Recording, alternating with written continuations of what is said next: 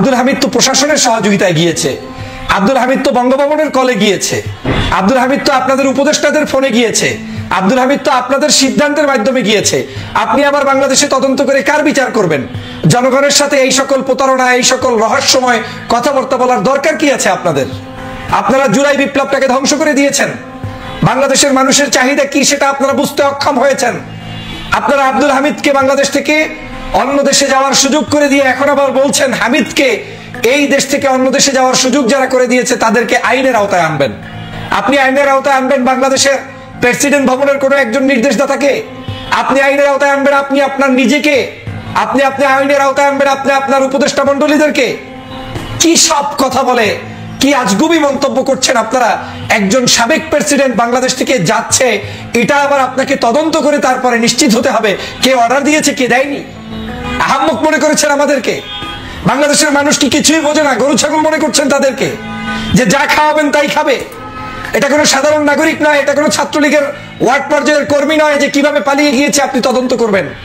বাংলাদেশের সর্বোচ্চ এই আওয়ামী লীগের আমলে সবচেয়ে বেশি সময় ধরে যেই ব্যক্তি প্রেসিডেন্ট ছিলেন সেই আব্দুল হামিদ, একজন যিনি খুনের আসামি, তিনি পালিয়ে গিয়েছেন। আর আপনি বলছেন কারা পালিয়ে গিয়েছে, কিভাবে পালিয়ে গিয়েছে, এর প্রত্যেককে আইনের আওতায় আনা হবে। আপনি কাকে আইনের আওতায় আনবেন?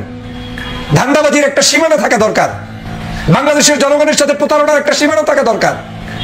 জনগণ 2000 মানুষের রক্তের বিনিময়ে জুলাই বিপ্লব সাধিত করেছে। এখন পর্যন্ত 50,000-এর অধিক মানুষ আহত, যাদের চিকিৎসা হচ্ছে না ঠিক মতো।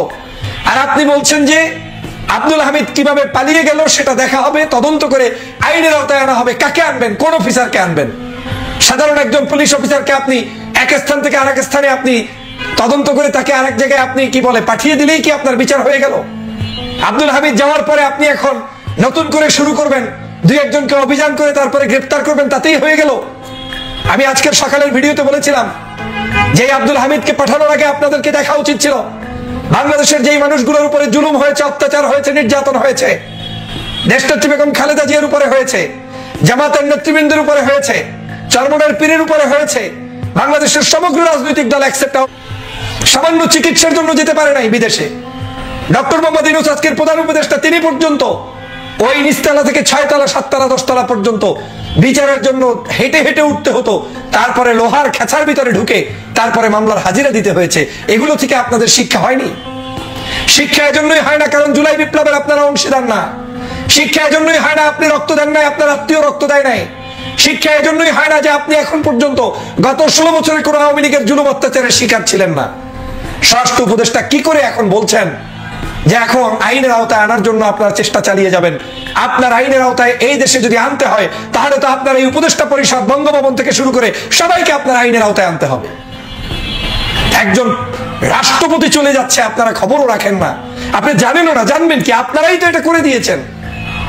আপনার অনুমতি ছাড়া, স্বরাষ্ট্রমন্ত্রী উপদেষ্টার অনুমতি ছাড়া, আইন উপদেষ্টার অনুমতি ছাড়া, একজন বঙ্গভবনের অনুমতি ছাড়া এরকম একজন রাষ্ট্রপতি তিনি যেতে পারেন। একজন রাষ্ট্রপতি তিনি চিকিৎসা নিতে গেলে পর্যন্ত, বাসায় থাকলে পর্যন্ত তার সমগ্র তথ্য এই রাষ্ট্রের প্রত্যেকের কাছে আছে। তিনি মৃত্যুর আগ পর্যন্ত আপনাদের হাই সিকিউরিটির ভিতরে আছে। তো যেই লোকটি সিকিউরিটির মধ্যে 24 ঘন্টা চলাফেরা করছে তাকে আপনার এয়ারপোর্ট থেকে বিদায় দিচ্ছেন আর বলছেন আমরা কারা বিদায় দিয়েছে জানি না, তাদেরকে বিচারের আওতায় আনবেন। এই সকল তামাশা বন্ধ করা উচিত, এই সকল ধৃষ্টতাপূর্ণ আচরণ বন্ধ করা উচিত। জনগণের মধ্যে নতুন করে আমার মনে হচ্ছে যে একটি দেশ একটু ঠান্ডা ছিল, পরিস্থিতি একটু সুষ্ঠু ধারায় যাওয়া ধরছিল, সেটার মধ্যে আবার কার কোন কারণে ষড়যন্ত্রের অংশ হিসেবে এই আব্দুল হামিদকে আপনারা এখন আবার দেশ ত্যাগ করালেন। এভাবে করে আওয়ামী লীগের সব খনিগুলো দেশ থেকে পালিয়েছে, কাউকে দেশ ত্যাগ করানো হচ্ছে, কাউকে আরামায়েশে এখনো থাকার সুযোগ করে দেওয়া হচ্ছে। অথচ জুলাই বিপ্লবের পরে প্রত্যেককে গ্রেপ্তার করে আইনের আওতায় আনা উচিত ছিল। এখন পর্যন্ত আওয়ামী লীগের সেই সময়ের যত ধরনের অপরাধী কাউকে সঠিকভাবে গ্রেপ্তার করা হয় নাই। কিছু মানুষকে নামকা অস্তে গ্রেপ্তার করা হয়েছে, তার মধ্যে অনেকে আছে বয়স হয়ে গিয়েছে, হাঁটতে পারে না, চলতে পারে না। অনেকে আছে আওয়ামী লীগ করে কিন্তু অপরাধের মাত্রাটা ওই ওবায়দুল কাদের ষষ্ঠ পররাষ্ট্র মন্ত্রীদের মতো, শেখ হাসিনার মতো হয়তো নেই। আপনাদেরকে দেখানোর জন্য মূলত তাদেরকে ঢুকিয়েছে, তাদেরকে বিচারের জায়গায় গেলে তারা মাপ পেয়ে যাবে। আর অপরাধীগুলোকে যারা মাপ পাবে না তাদেরকে দেশ ত্যাগ করানো হয়েছে কৌশলে, তাদেরকে বিভিন্ন জায়গায় আটকানো মানে গোপনে রাখা হয়েছে কৌশলে। আমরা কয়েক মাস আগে রিপোর্ট দেখেছিলাম যে বাংলাদেশের স্পিকারের পাসপোর্ট তৈরি হচ্ছে। কয়েক মাস আগে দেখলাম ওবায়দুল কাদের চলে গিয়েছে, কয়েক মাস আগে দেখলাম পররাষ্ট্রমন্ত্রী চলে গিয়েছে, আওয়ামী লীগের সকল সিনিয়র নেতারা সব চলে গিয়েছে। এখন ভণ্ডামি করছেন কার সাথে? কাকে আপনি এখন নতুন করে গ্রেফতার করবেন বলেন? গত 14 বছরের যে সকল নির্বাচন কমিশনের কমিশনাররা অবৈধভাবে নির্বাচন পদ্ধতি কলুষিত করেছে, তারা এখন পর্যন্ত গ্রেফতার হয়নি। বাংলাদেশের কোন দুর্নীতিবাজ, দুষ্কৃতিবাজ যারা এই জুলাই বিপ্লবের সময় মানুষদেরকে হত্যা করেছে, তারা গ্রেফতার হয়নি। আর আপনি এখন নতুন করে আবার দেখাচ্ছেন যে এই আব্দুল হামিদ কিভাবে গেল, আইন দেখা হবে। আব্দুল হামিদ কিভাবে গিয়েছে আপনি জানেন না? রাতের বেলা আপনি জানেন না যে বাংলাদেশের একজন প্রেসিডেন্ট বাংলাদেশ থেকে বের হচ্ছে? দেশনেত্রী বেগম খালেদা জিয়া বাংলাদেশে প্রবেশ করছে, আপনি জানতে পারেন। বিভিন্ন দেশ থেকে একজন দেশে আসছে যাচ্ছে, আপনি জানতে পারেন। কবি, সাহিত্যিক, সাংবাদিকরা দেশে প্রবেশ করছে, আপনি জানতে পারেন। আর আব্দুল হামিদ চলে যাচ্ছে, আপনি জানেন না। মিথ্যা বলে, জনতার সাথে প্রতারণা করে আজকের এই সরকার আমাদের সাথে বেইমানি করছে। আমি মনে করি এই সরকারের নৈতিকতা হারিয়েছে। জুলাই বিপ্লবের যে মূল চেতনা, সেটা তারা ধ্বংস করে দিয়েছে। এই মুহূর্তে আর কোনো অপশন নেই। জনগণকে যদি ঐক্যবদ্ধ হওয়া না যায়, রাজনৈতিক দলগুলো যদি ঐক্যবদ্ধ হতে না পারে, তাহলে এই চোরের গোষ্ঠী চোরেরা বিভিন্ন জায়গায় পালিয়ে যাবে এবং এই সরকারের ছত্রছায়ায় তারা পালিয়ে যাবে। সরকারকে আমি হুঁশিয়ার করে বলতে চাই, অনেক বেশি ফাইজলামি করে ফেলেছেন। অনৈক্য দেখে আপনারা এত বেশি ফাইজলামি শুরু করেছেন যে এখন জনতার সাথে প্রহসন শুরু করেছেন। অথচ জনগণের উপরে ভিত্তি করে আপনারা ক্ষমতায় এসেছেন। জনগণ কি চায় সেটা আপনাদের মাথায় নাই। আপনাদের মাথায় শুধু আওয়ামী লীগকে পুনর্বাসন করা। এইভাবে চলতে থাকলে আবার নতুন করে আবার কিন্তু আপনাদেরকে প্রশ্নবিদ্ধ করবে। প্রিয় বন্ধুরা আমার, আজকের বাংলাদেশের পরিস্থিতি ভালো নেই। আমাদেরকে ঐক্যবদ্ধ হতে হবে। এই উপদেষ্টা পরিষদে যারা আছে, আমি বহুবার বলেছি, একজনের মধ্যেও সেই জুলাইয়ের চিন্তা চেতনা নেই। চেয়ার পাওয়ার পরে সবাই যার যার মতো ব্যস্ত হয়ে পড়েছে, যার যার মতো কাজে ব্যস্ত।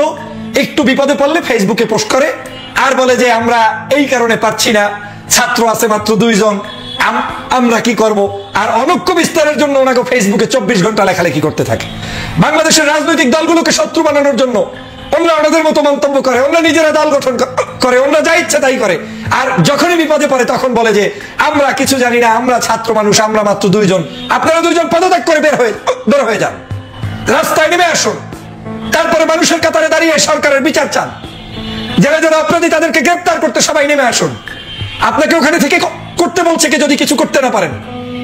আর মানুষের মধ্যে অনৈক্য তৈরি করে দিবেন, বিভিন্ন রাজনৈতিক দলগুলোকে বিতর্কিত করে দিবেন, জামাতকে যুদ্ধাপরাধী বানিয়ে দিবেন, বিএনপিকে চোর ডাকাত বানিয়ে দিবেন, অন্য দেশপ্রেমিক রাজনৈতিক দলগুলোকে অপরাধী বানিয়ে দিবেন। নির্বাচনের কথা বললে আপনি অসুস্থ হয়ে পড়বেন। বিভিন্ন ধরনের মন্তব্যগুলোর বিরুদ্ধে আপনারা কথা বলবেন। আর আপনারা এখন যখন এই ব্যাপারে প্রশ্ন তোলা হয় তখন আপনারা চুপ করে থাকেন, তখন আপনারা মন্তব্য করেন। এটা হতে পারে না প্রিয় ভাইরা আমার। সে কারণে বলছি, আজকের এই চরম মাত্রায় একটি নতুন করে ষড়যন্ত্র চলছে। এই ষড়যন্ত্র থেকে আমাদেরকে রুখতে হবে এবং সবাইকে ঐক্যবদ্ধভাবে এই ষড়যন্ত্র মোকাবেলা করে এই ষড়যন্ত্রের পাড়ি দিয়ে আবার দেশ গঠন করার জন্য সবাইকে এক হতে হবে। এই সকল ষড়যন্ত্রের হাত থেকে যদি দেশকে আমরা রক্ষা করতে না পারি, তাহলে আমাদের এই প্রিয় মাতৃভূমি নষ্ট হয়ে যাবে, ধ্বংস হয়ে যাবে।